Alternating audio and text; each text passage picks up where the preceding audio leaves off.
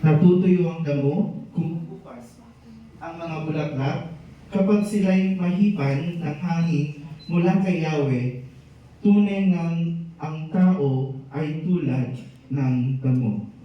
Oo, ang damo'y nalalanta at kumukupas ang mga bulaklak, ngunit ang salita ng Diyos ay mananatili magpakailanman.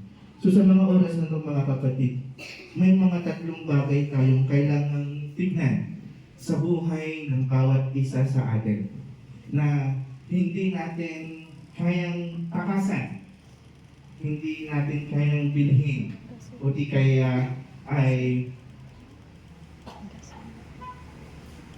baliwalain lamang. Sapagkat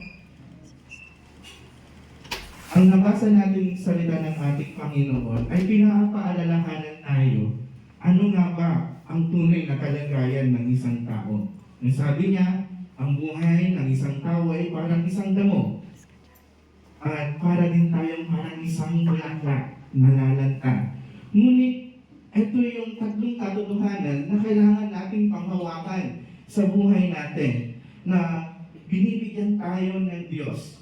Bagamat yung nabasa natin, sinasabi niya sa atin na tayo ay mga taong marurupok, malalanta tayo, mawawala tayo, ngunit mayroong tatlong bagay na ito yung binibigay sa atin ng Diyos upang bigyan tayo ng encouragement, palakasin ng ating kalooban. At ang mga ito ay nagpapakita na pwede nating panghawakan sa oras na tayo ay humarap sa mga ganitong pagkakataon sa buhay natin. Kailangan natin tandaan, we cannot escape death.